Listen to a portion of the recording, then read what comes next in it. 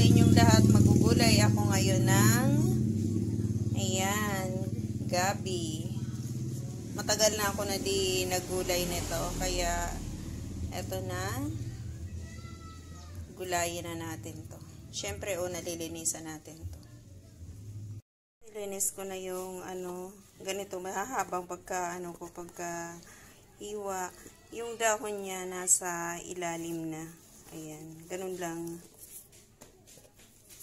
Ganun lang ang pagka, di ko siya hiniwa. Madalaki. Ayan, umpisahan na natin ang pagluto. Lulutuin na natin. Kumukulo na. Ito yung pangalawang piga ng gata. Lalagyan natin yan ng asin. Pakukuluin muna natin ng husto bago natin ilagay ang gabi. Ito yung unang piga na, na gata.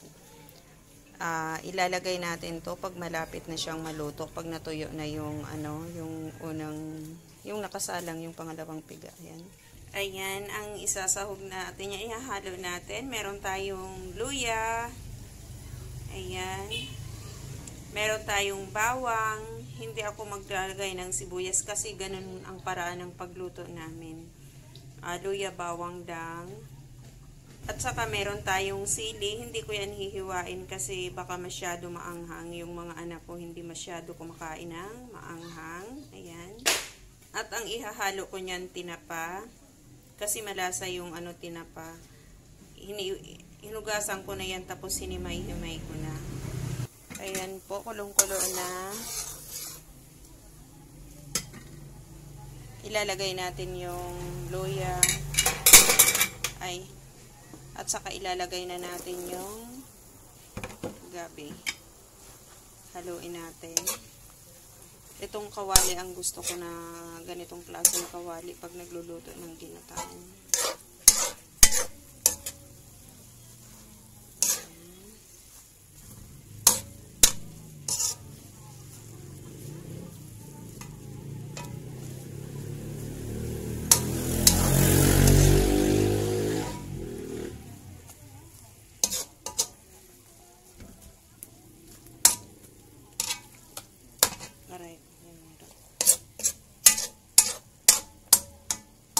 Ayan, hayaan lang natin kumulo.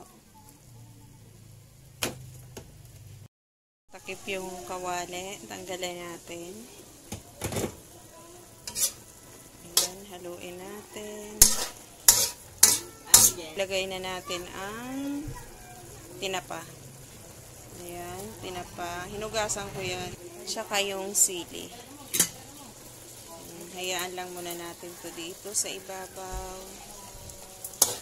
Patuyuin natin to bago natin ilagay ang kakang gata. Takpan ulit natin.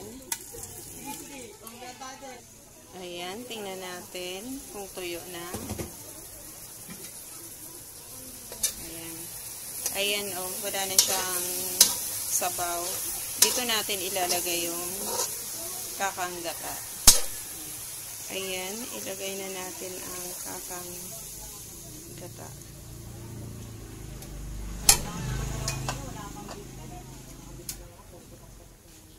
At bawang.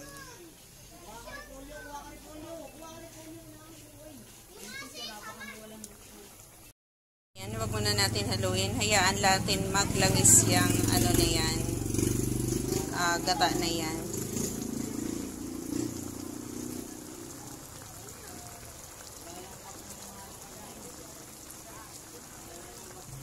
Lagyan natin ng konting bitsin.